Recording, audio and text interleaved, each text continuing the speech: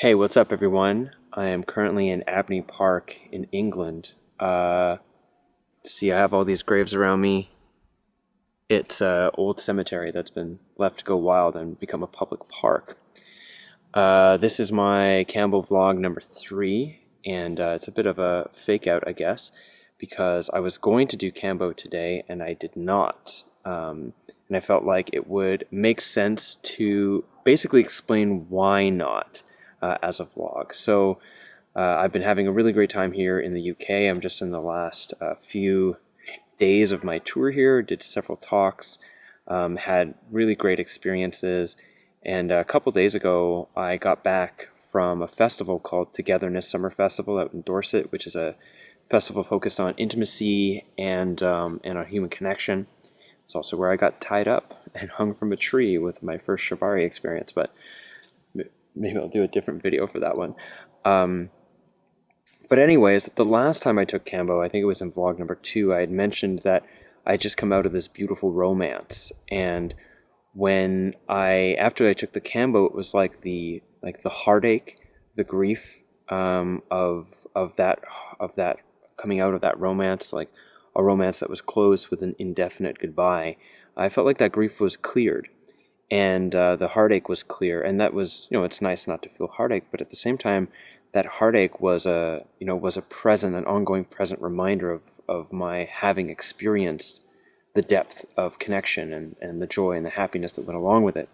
So I wondered whether or not it made sense to, if I had known in advance, would I have chosen to not do the Kambo if I knew that it would take that heartache away.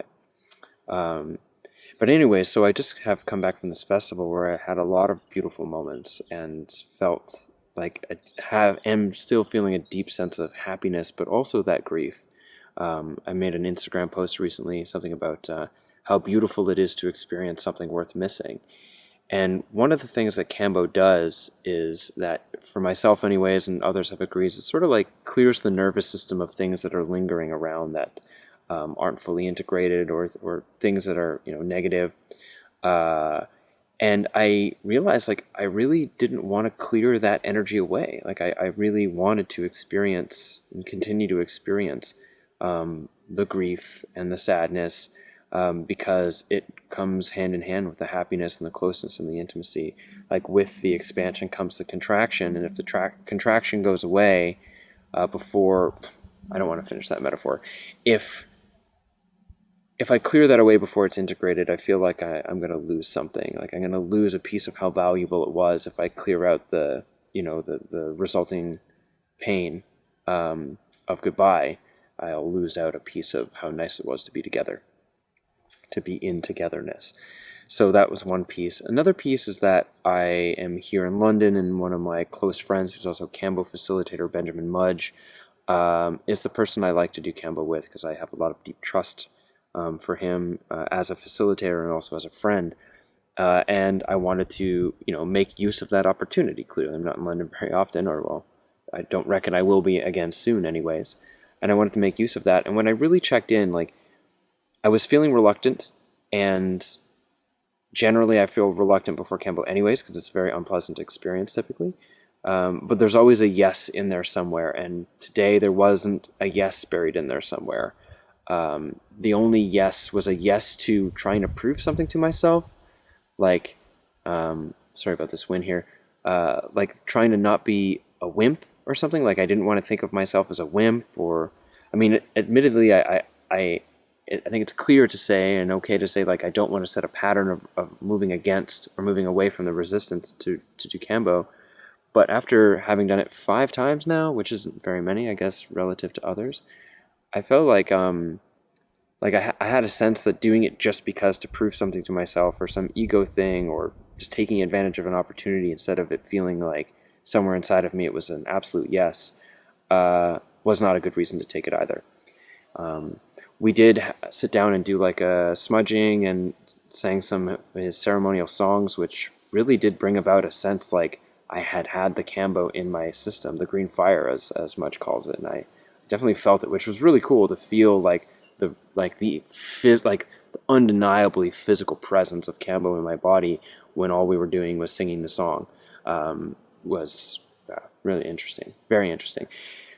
As it was happening, I was like, maybe I should be doing Kambo. I feel so safe here, and I feel like it feels right and good in this moment to have had the gates open and for me to be praying and thanking and begging and thanking for a nice purge.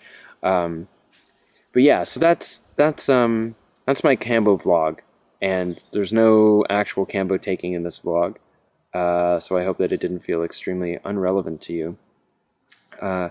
But yeah, I think one of the things that came up for me was sort of being thankful for the frog and for the perspective it's offered me insofar as like the ability to know when it is and isn't the right time, and how to work with what it offers in a way that leaves me ongoingly appreciative of what it has offered me, rather than sort of curiously stumbling around and having some maybe weird experiences that I regret afterwards, because I don't ever want to regret Kambo because it's been so positive for me. And yeah, that's it. Maybe another like side look. I'll give you a quick tour of this whole space here.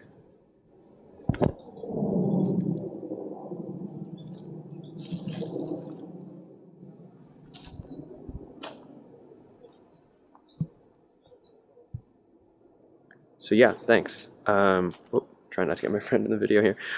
So yeah, thanks. And if you aren't already subscribed to the YouTube channel, please do. And I'd love for you to share your comments around Kambo, or around what I just shared about my Kambo experience, Kambo not Kambo experience today, either here on YouTube or on the subreddit @mine podcast.